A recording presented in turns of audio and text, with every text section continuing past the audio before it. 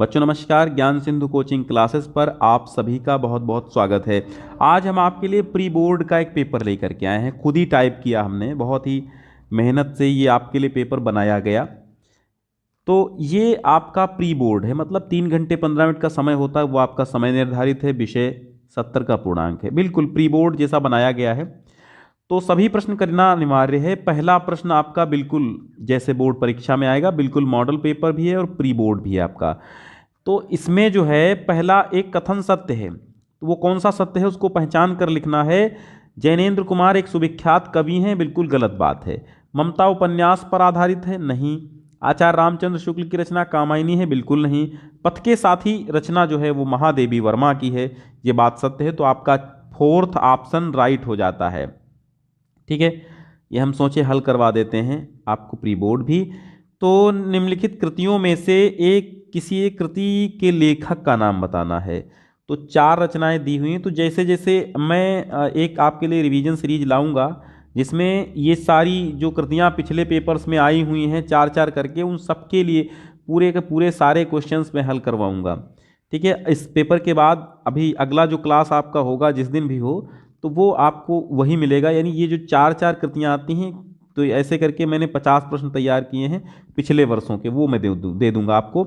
उर्वशी जानते हो रामधारी सिंह दिनकर की है, यामा महादेवी वर्मा की है, कामायनी जयशंकर प्रसाद की है और चिदम्बरा सुमित्रानंदन पंत की रचना है। ठीक, ये राइट हुआ। किसी एक एकांकी लेखक, तो एकांकी लेखक डॉक्टर राम कुमार वर्मा, या फिर एकांकी लेखक आप लिख दीजिए जयशंकर प्रसाद भी एकांकी लिखे हैं। नीड़ का निर्माण फिर की विधा क्या है, तो ये आत्मकथा है, और ये आत्मकथा आप जानते हैं हरिवंश राय बच्चन की है। रिपोर्टाज विधा के एक लेखक का नाम लिखिए, तो ये है लक्ष्मीपुरा, एक रिपोर्टाज है। ये लक्ष्मीपुरा रिपोर्टाज है। इसके एक लेखक हैं शिवदान सिंह चौहान, तो आप लिख लीजिए शिवदान सिंह चौहान। शिवदान सिंह चौहान ने रिपोर्टाज लिखा। अब अगला देखिए, आदिकाल की 2 प्रमुख प्रवृत्तियां या विशेषताएं। तो आदिकाल की क्या था, वीरगाथाओं का वर्णन होता था। आदिकाल में क्या हुआ, आदिकाल की 2 प्रवृत्तियां 2 विशेषताएं लिखनी। तो नंबर 1 युद्धों का सजीव वर्णन और आश्रयदाताओं की प्रशंसा, ये 2 चीजें आप लिखेंगे। और अगर आपको 2 अंक ये लेने हैं प्रवृत्तियों वाले, तो मैं अलग से आपको एक प्लेलिस्ट बना के दे दिया हूं। आप वहां जाकर के देखेंगे तो आपको जितनी भी प्रवृत्तियां और विशेषताएं हैं वो सारे वीडियो मिल जाएंगे। तो प्रवृत्तियों का बिल्कुल एक अलग प्लेलिस्ट बनी हुई है आपके 2 अंक लेने के लिए, तो वहां ले लीजिए आप। प्रयोगवादी काव्यधारा की 2 विशेषताएं, नए प्रतीकों का प्रयोग, विद्रोह की भावना। और निम्नलिखित में से एक काव्य ग्रंथ के लेखक का नाम बताइए। पल्लव, ये तो पल्लव जानते हो ना, पल्लव पंत की है सुमित्रानंदन पंत। रामचंद्रिका, रामचंद्रिका किसकी है, केशवदास की है।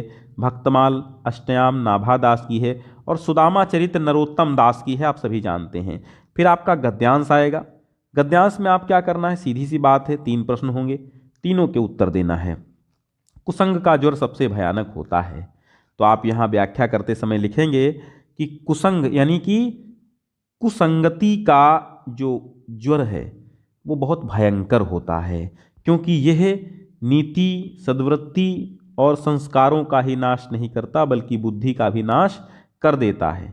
अब देखिए, प्रस्तुत अवतरण का संदर्भ मित्रता आचार्य रामचंद्र शुक्ल का है। ठीक है, फिर रेखांकित अंश की व्याख्या हमने बता ही दी। कुसंग का ज्वर क्या करता है, कुसंग का ज्वर बुद्धि का क्षय करता है। और आप ऐसे भी लिख सकते हैं कि कुसंग का ज्वर भयानक होता है, ये नीति और सद्वृत्ति के साथ साथ बुद्धि का क्षय करता है, दिन दिन अवनति के गड्ढे में गिराता जाता है। क्या, कुसंग का ज्वर। आगे देखिए, उसका यौवन सोन नदी के समान ही उमड़ रहा था, मन में वेदना, मस्तक में आंधी और आंखों में पानी की बरसात लिए वो सुख के कंटक शयन में विकल थी। अब इसका आप देखिए, इसकी व्याख्या कीजिए कि वह युवावस्था के कगार पर थी और ममता की युवावस्था ऐसी थी जैसे सोन नदी का पानी उमड़ रहा था, वैसे ही ममता की युवावस्था उमड़ रही थी। मन में दर्द था, मन में व्यथा थी, वेदना माने व्यथा लिख दो, और उसके मस्तिष्क में आंधी चल रही थी। आंखें नम थीं, अर्थात आंखों से आंसू निकल रहे थे, और वो सुख के कंटक शयन में व्याकुल थी, अर्थात उसको सुख रास नहीं आ रहा था, वो सुख में नहीं रहना चाहती थी, उसे मुफ्त की दौलत धन से कोई लगाव नहीं था। तो प्रस्तुत अवतरण का संदर्भ लिखिए। ममता जयशंकर प्रसाद है। रेखांकित अंश की व्याख्या कीजिए, तो कर ही दिया। और ममता किसकी पुत्री थी? तो ममता रोहतास दुर्ग के मंत्री चूड़ामणि की अकेली दुहिता माने पुत्री थी। ठीक है, चूड़ामणि की। एक का संदर्भ सहित व्याख्या करना है आपको। तो उदित उदयगिरि मंच पर आप जानते हैं रामचरितमानस, यानी आपका धनुष भंग जो आपकी किताब में है, तो वो धनुष भंग नामक शीर्षक से उद्धृत है। और लेखक जानते हो तुलसीदास जी हैं, जो कि रामचरितमानस से लिया गया है। तो उदित उदयगिरि मंच पर रघुबर बाल मत पतंग, तो इसका जो है व्याख्या हम करवा चुके हैं। ये तो केवल मैं मॉडल पेपर आपको दे रहा हूँ, तो इसकी व्याख्या मैं करवा चुका हूँ और कई बार मैं इसकी करवा चुका हूँ। और ये रसखान का है, जो मानुस हो तो वही रसखान। ये कहाँ से लिया गया? रसखान के सवैये से लिया गया। ठीक है, तो संदर्भ लिख लेना और व्याख्या में करवा चुका हूँ। जीवन परिचय देखो, ये तो प्री बोर्ड का मैं आपको मॉडल दिखा रहा हूँ और हल भी साथ साथ करवा रहा हूँ। जो छोटे छोटे क्वेश्चन हैं वो करवा दूंगा। तो शुक्ल, राजेंद्र प्रसाद, और ये सारे जीवन परिचय हम करा चुके हैं। ठीक है, सारे जीवन परिचय करा चुके हैं। अब आप देखिए, एक कवि का देना होगा जीवन परिचय, तो ये भी सब करा चुके हैं। ठीक, आगे देखिए, फिर आपका एक संदर्भ सहित हिंदी में अनुवाद होगा। तो चाहे पद्य का अनुवाद कीजिए चाहे गद्य का कीजिए। ठीक है, तो मतलब ये हिंदी अनुवाद करना होता है आपको संस्कृत से, व्याख्या नहीं करनी होती, हिंदी अनुवाद करना होता है। और अनुवाद उतना ही किया जाता है जितना उसका लिखा होना चाहिए। जो मीनिंग्स हैं उसी का हिंदी अनुवाद कर देंगे, फालतू चीज़ें नहीं लिखेंगे कि मैं दुनिया भर के व्याख्या कर रहा हूँ। वो करने से कोई मतलब नहीं है। आपको जितना पूछा जा रहा है बस उतना ही करना। मरणम मंगलम यत्र, यत्र यहाँ पे होना चाहिए विभूतिश्च विभूषणम, कौपीनम यत्र यत्र कौशेयम सा काशी केन मीयते, मतलब जहाँ पर मरना मंगलकारी है और जहाँ की विभूति ही आभूषण है और लंगोट ही जहाँ का रेशमी वस्त्र है, वो काशी किसके द्वारा मापी जा सकती है। और ये देखो उसका है प्रबुद्धो ग्रामीणः का, ये भी मैं कई बार पढ़ा चुका हूँ। ये इम्पॉर्टेंट थोड़ा ज़्यादा है, तो आप इसको समझ लीजिए। श्लोक आपको एक सुनाना होगा। प्लेलिस्ट में अगर आपने कोर्स नहीं पूरा किया है तो अभी जाकर के प्लेलिस्ट में देखिए और कोर्स पूरा कीजिए अपना। तो एक श्लोक पढ़ने की विधि, श्लोक याद करने की विधि, ये मैं डाल चुका हूँ। ठीक है, तो वाराणसी नगरी केशाम संगम स्थली विविध धर्माणाम संगम स्थली अलक्षेन्द्रा कहा आसीत एकः यवन सैनिकः आसीत अमुखो स्फुटवक्ता अमुखो पत्रः स्फुटवक्ता ज्ञानम कुत्र संभवति कुत्र संभवति। आगे देखिए, इसमें रस को पहचान कर आपको लिखना है। पूरी अकुलाही और देख दशा हरगन मुस्काही, यहाँ पर हास्य रस है। ठीक है, करुण रस की परिभाषा, जहाँ शोक नामक स्थायी भाव विभाव अनुभाव विचारी के द्वारा पुष्ट होता है, वहाँ पर करुण रस की निष्पत्ति होती है। फिर आपको अलंकार देना होगा। देखो अलंकार क्या है, निम्नलिखित पंक्तियों में प्रयुक्त अलंकार का नाम बताइए। हरिपद कोमल कमल से, तो यहाँ पर से आ गया ना, उपमा अलंकार है। रूपक अलंकार की परिभाषा क्या है? जहाँ उपमेय में उपमान का भेद रहित आरोप हो वहाँ रूपक अलंकार होता है। सोरठा और रोला छंद कई बार पढ़ा चुके हैं और छंदों का एक वीडियो बहुत अच्छा बना हुआ, आप देख लीजिए। मतलब रस छंद अलंकार सबका है, कुछ भी छूटा नहीं है। और ये आपके आ गए हैं उपसर्ग। सु से स्वागतम, सुव्यवस्थित, सुचारु, उप से उपगंगम, है ना, उपतटम, उपगंगा, उपतट, उप प्रधानमंत्री, उपवन, अभि से अभ्युदय, अभिषेक, अभिनव, साह से सहयोग, सहकार, सहायक, अप से अपमान, अपशब्द, त्वा से महत्व घनत्व, पन से अपनापन परायापन, आई से लिखाई पढ़ाई, ता से लघुता मित्रता, ई है यहाँ पे, ई वाला, ये ईथ नहीं ई है, ई है कमनीय पठनीय।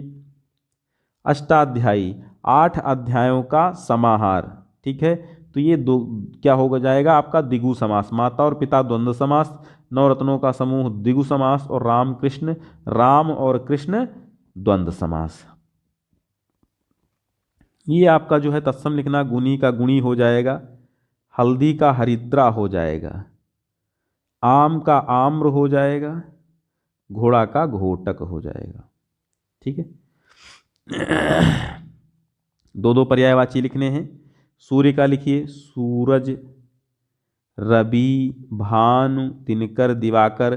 गाय का गौ, गाय का क्या हो जाएगा गौ, सुरभि, धेनु, माता का माता अम्बा, मैया माँ, चंद्रमा का शशि, मयंक चंद्र, और ये मधु अर्य है ना तो मध्वर्य हो जाएगा। तो यहाँ पे जो है यही संधि हो जाएगी, क्योंकि सिलेबस में आपके यड़ संधि बची है। इसका हो जाएगा प्रत्येक, और इसका हो जाएगा लाकृति, लृ आकृति होता है ना, गुरुवाज्ञा, तो इसका हो जाएगा गुरुवाज्ञा। चलिए आगे देखते हैं। मधु, अच्छा मधु का तृतीया एक वचन तो मधुना हो जाएगा, मधुना हो जाएगा, ठीक है। बाकी आप देखिए,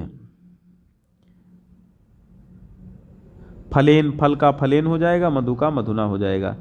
अब देखिए आगे धातु लकार पठसी, तो तुम पठसी, ये हो जाएगा मध्यम पुरुष।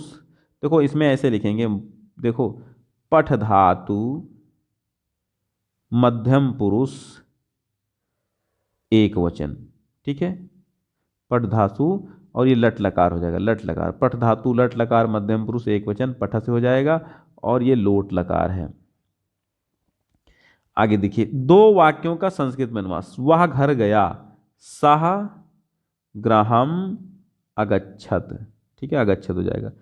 पेड़ से पत्ते, वह पेड़ से पत्ते तोड़ते हैं, भारत एक महान देश है, मैं जानता हूँ, हम जाना, ठीक है, ऐसे बन जाएगा आपका। फिर निबंध आएगा, स्वदेश प्रेम, पर्यावरण, दहेज प्रथा, कोरोना वायरस, लक्षण। जो निबंध है सारे निबंध में दे चुका हूँ। फिर अपने पठित खंड काव्य के आधार पे आपको क्या करना होगा, एक जो है आपको क्या करना होगा, एक किसी एक प्रश्न का उत्तर देना होगा। मेवाड़ मुकुट, देखो ठीक है, तो हमारे इधर मेवाड़ मुकुट चलता है सीतापुर जिले में, तो मैं मेवाड़ मुकुट का मैंने टाइप करवाया है, बाकी आप देखिएगा, ठीक है, आपके ज़िले में जो चलता है बस ऐसे ही क्वेश्चंस आएंगे। तो आज का कैसा रहा मॉडल पेपर, हम आपको ये टेलीग्राम चैनल पे दे देंगे, बिल्कुल आप उसके लिए टेंशन मत लीजिए।